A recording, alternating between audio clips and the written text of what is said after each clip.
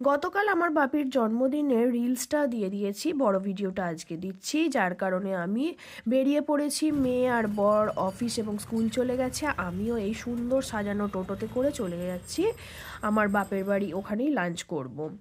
তো ছোট বোন অলরেডি চলে এসেছিল, গিয়ে দেখি রান্নার জোর কদমে প্রস্তুতি চলছে, তবে সেগুলো হচ্ছে রাত্রিবেলার জন্য। আর ওই ছোট বোন নিজে হাতে প্রথমবার পায়েস বানিয়ে নিয়ে এসেছে, তার সাথে তো মিষ্টি তো অবশ্যই।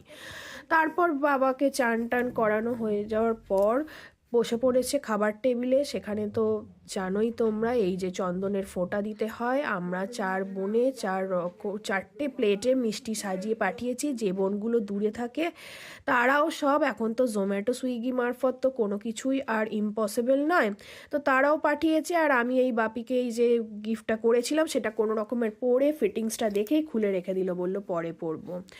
যাই হোক, অনেকটা বেলাও হয়ে গেছে, খাওয়া দাওয়াও হয়ে গেছে, অনেক কিছু রান্না হয়েছিল, কিন্তু আমি একটু শুকনো শুকনো খেতে ভালোবাসি। খাওয়া দাওয়া করে বিকালে মেয়েকে আনতে চলে গেছি, কিন্তু একটা কেক না হলে কি হয়, মেয়েও বললো স্কুল ফেরতা, চলো একটা কেক কিনি। তো মঙ্গিনিস থেকে একটা প্লাম কেকই কিনেছি, কেন কি এরা ক্রিম কেক একদম পছন্দ করে না। এবার প্লাম কেক হলে কি হবে, সেখানে তো আর এই ট্যাগগুলো পাওয়া যায় না, যার কারণে নিজে মাথা খাটিয়ে বসে পড়লাম। ভাইপোর যা রং ছিল সেই দিয়ে একটা বার্থডে লেখা একটা কার্ডস টাইপ, যেটা জন্মদিনে অর্থাৎ কেকটার ওপরে একটু বসাতে পারবো।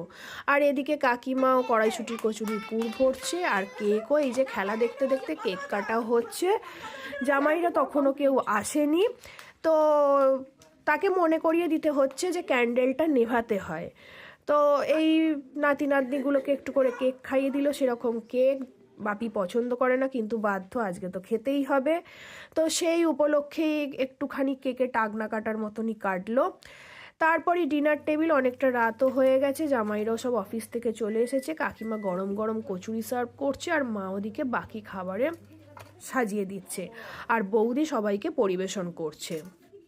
মেয়ের খিদে পেয়ে গেছে, তাই মেয়ে খেতেও বসে পড়েছে। এই যে এত কচুরি হয়েছে, সবাই একসাথে খেতে বসে পড়েছি গোল টেবিল করে, কেন কি ঠান্ডাও পড়েছে, আর বাড়ি তো ফিরতে হবে। তার উপর তো আজ থেকে তো সব স্কুল পড়াশোনা সবই আছে কোচিং ফুল দমে।